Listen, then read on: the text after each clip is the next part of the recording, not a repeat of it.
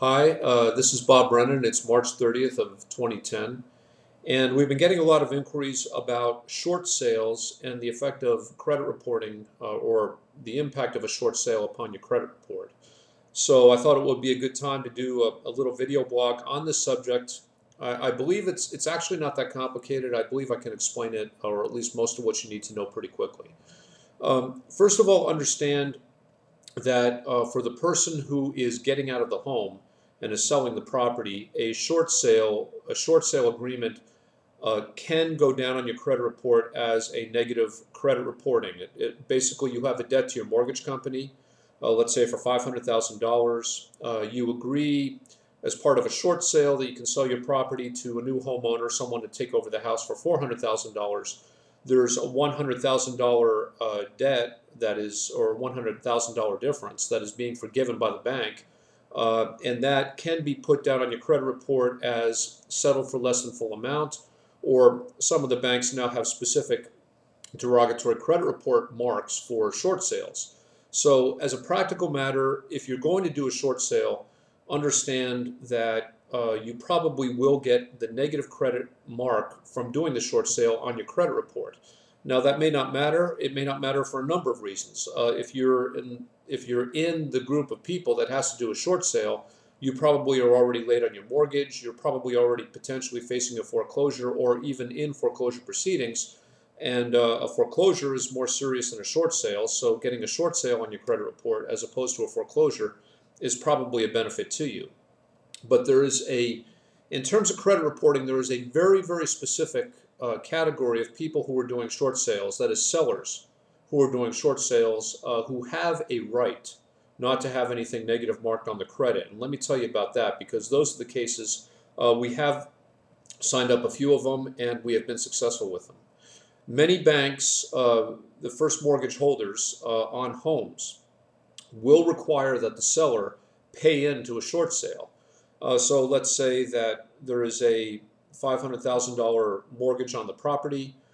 There's a short sale agreement for $400,000. The bank goes back to the seller, the current homeowner, and says, if you want this short sale to go through, you have to pay into the deal $50,000 or $40,000 or some negotiated amount.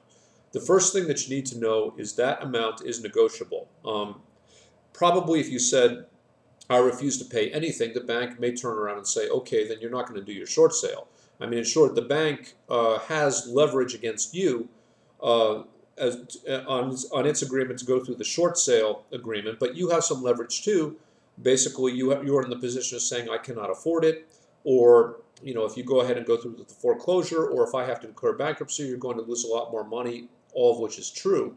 So basically, you have a position too. I mean, don't forget that there is a certain power in debt, and one of the things I think a lot of consumers are learning in this economy is that there is a certain power in debt, and that is you can force the creditor to negotiate with you because the creditor obviously wants to get as much of the money out of the situation as possible. And if you take different routes than the one being proposed, you're in a position to make them get less money out of it. And a short sale is a good example of that.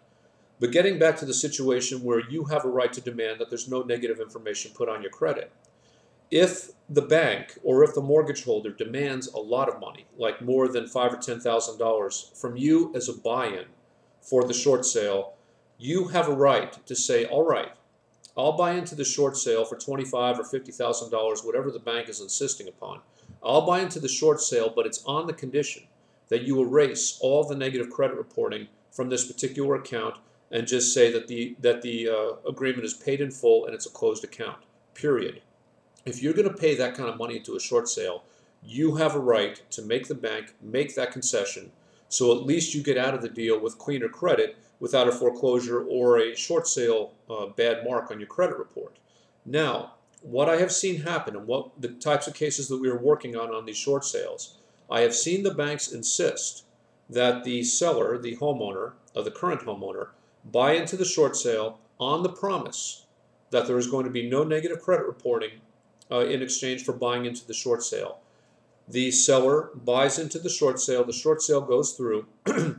3 months later, 6 months later, the consumer pulls his or her credit report, and lo and behold, there's a foreclosure, or there's some sort of short sale notification on the credit report. In those situations where you have bought in to a short sale, you need to negotiate that there's going to be no negative credit reporting, or at least you need to negotiate that the negative credit reporting is going to be very limited. So for instance, you may say that there was a 30-day late or a 60-day late, but after that, account closed. Obviously, you need to get that in writing.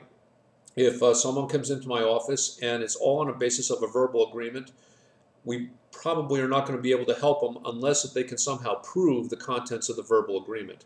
Get the agreement in writing, such as a letter, anything like that. I'm going to pay into the short sale the sum of $50,000, but in exchange, Bank of America, I'm just using Bank of America as an example, is going to wipe out any negative reporting of this short sale other than the 30-day late or the 60-day late, which is already sitting there. By now, if you've been paying attention to my blogs and my other posts and things like that, you'll know that a 30-day late or a 60-day late is no longer having such a bad impact upon your credit report as time moves on. That's a perfectly legitimate bargaining position to take. If you are the person who's doing a short sale, if you are buying into the deal, you have a right to exert some control over the credit reporting of the short sale or potentially eliminate it altogether.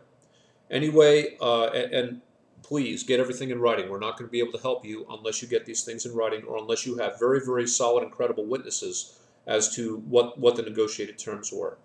Anyway, thank you for listening. I hope your April is going to be better than your March, and I'm hoping that the economy overall gets better, and maybe in the future we're going to be doing more credit reporting articles and discussions on good credit issues as opposed to ones, where everyone's distressed, like short sales and foreclosures. Anyway, have a good day, and I'll talk to you soon.